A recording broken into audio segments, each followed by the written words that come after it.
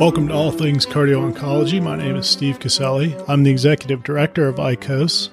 On November 10th and 11th, a number of ICOS friends and colleagues attended the American Heart Association in Philadephia, Pennsylvania. And there we had an opportunity to speak with them about how the AHA was addressing cardio-oncology at the meeting this year. There might be some background noise in these episodes because we're recording live in the hall, but other than that, I know you're going to enjoy these episodes, so thanks for joining us.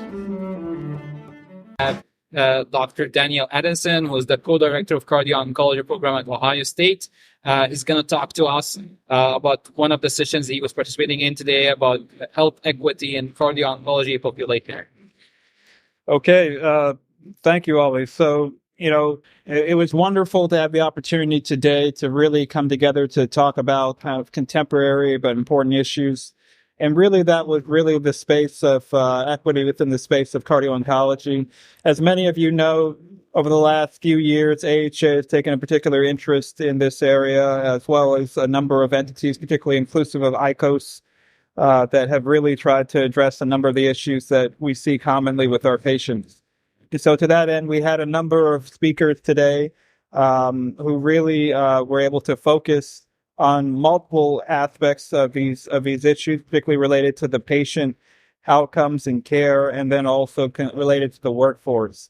I was fortunate to serve as a moderator along with Michelle Johnson from Sloan Kettering with a panel inclusive of a number of experts from around the world, quite frankly, including from the U.S., Canada, South Africa, and in Spain as well.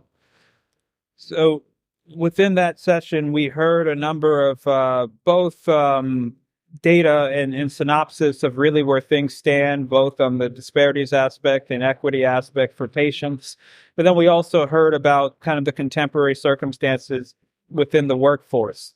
But more importantly, we also heard about potentially meaningful ways to actually help improve outcomes and address these issues for our patients, and then also potentially to also pragmatically engage others to improve elements of the workforce. All of this is really in concert to address the global issues that our community faces within the realm of cardio-oncology. And I'm excited to have the opportunity to share this synopsis with all of you and the ICOS audience. Thank you. Thank you so much, Daniel. And this is Dan Lenihan. I'm here in Philadephia with our great colleagues. Obviously, this is a very timely and important topic.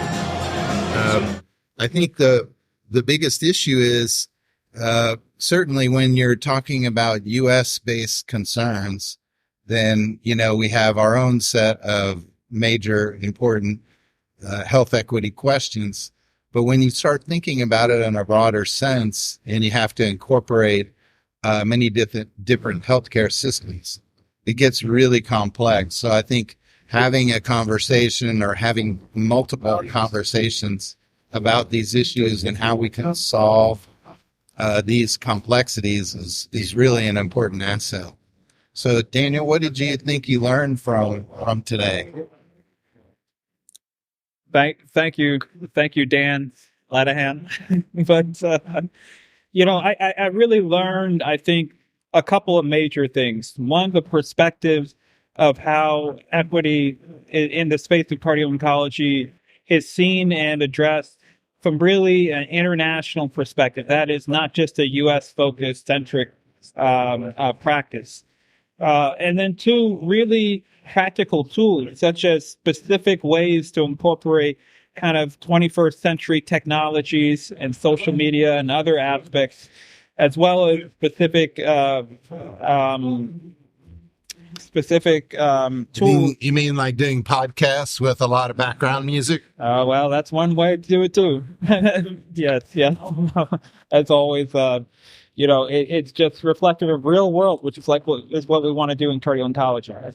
But yes, so international perspective, and then secondarily to also really work on practical ways to engage patients where they're at, and really addressed issues germane to trust, which really come down to just simple things like the patient community and actually having a potential, say, patient navigator, or say actually engaging in places where patients may congregate, like the community centers, churches, and other locations, places where they actually will feel a little bit more at ease in terms of trusting the helpful information that can be given. These were some of the key takeaways. And then finally, additional perspectives, not only from the panelists, but even from practical issues that those in the audience raised, as far as what many of you across the world face at various centers. I think we tried to at least meaningfully come together and give specific ideas across all panelists as to what we could actually do to actually address some of these issues. So to bring up the audience to speed, can you give us a specific examples about like what the literature has shown so far regarding health equity, whether it's racial, ethnic disparities? Some of this can be additive. Some of this can be additive. Some of this can be additive. We can cut it out. Just for time's sake. Repeat the question. So to bring the audience up to speed, like, can you give us certain examples like that the literature has shown so far about health equity when it comes to racial and ethnic disparities? Yeah, no, I certainly can. So we know all about ethnic and racial disparities in healthcare for many decades, but specific to cardio-oncology, this data has more so emerged in the last 5 to 7 years or so, in which we know, for instance, in breast cancer patients, there's roughly a 2 to 3-fold increase in heart failure development after anthracycline exposure amongst Black women.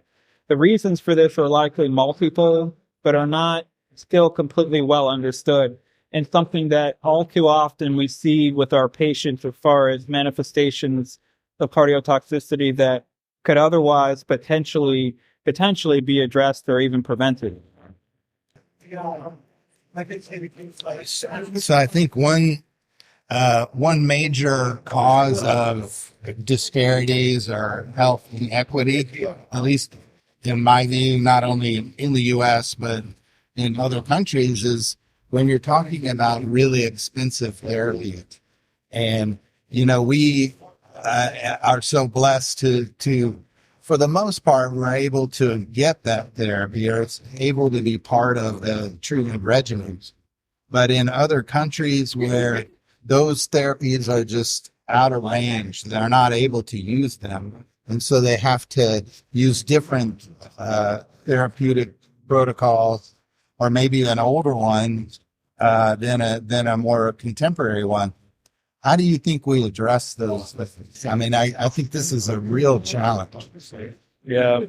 So I think in some way this almost practically goes back to the question about access. And I think the classic example that we're speaking of is, say, with heart failure, we could say with anthracycline or any other cancer therapeutic, and potentially the delivery of an agent like Entresto versus using kind of older therapies that have been around really since the 80s and 90s that we know are a little bit cheaper. That's a classic practical example that we face, many of us across the world, quite frankly, face on a day-to-day basis.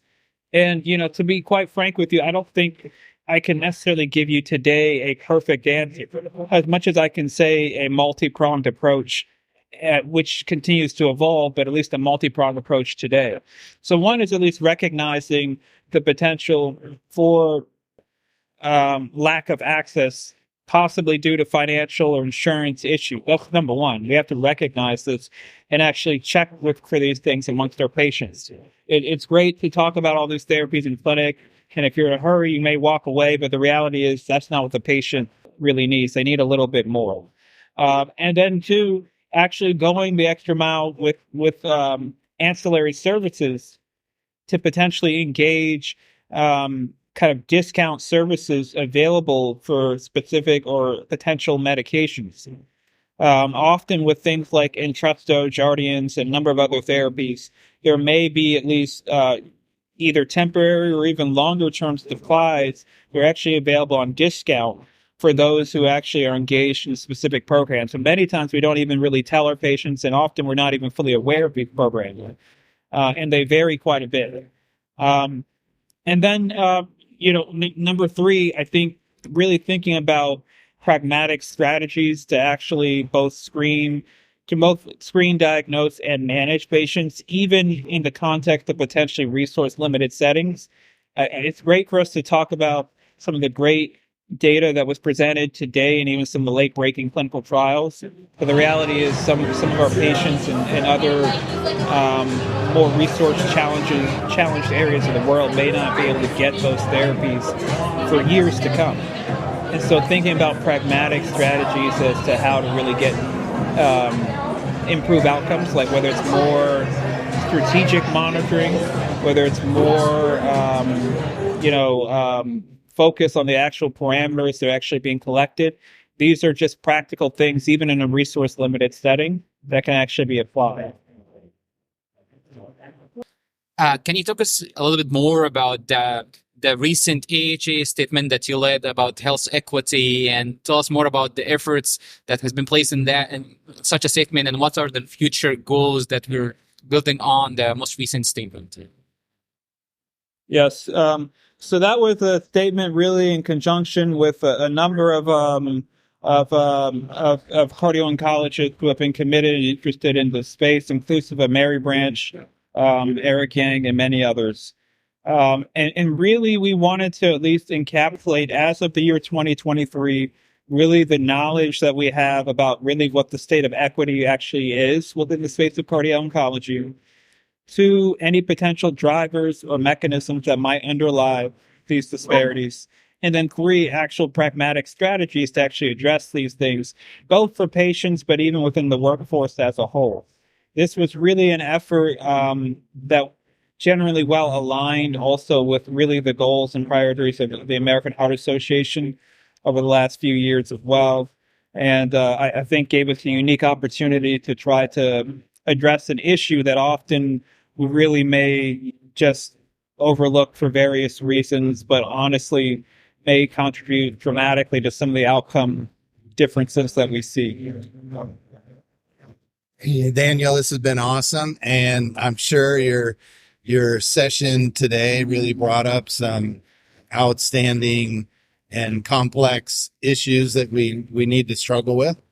I think that we want to deliver the best care to all of our patients, regardless of where they may be located, certainly in this country. So I think that exploring how these strategies that you and your colleagues have suggested, I think, is really important. I want to thank you all for listening, and this is just one of the great sessions that have happened today at the American Heart Association here in Philadelphia. Thank you. Thank you. For more information about ICOS, you can go to ic-os.org, where you'll find more information about all of our programs, including our weekly webinars, our board certification exam, and other resources that we know you'll find helpful. Thanks for joining us today, and we hope to hear from you soon.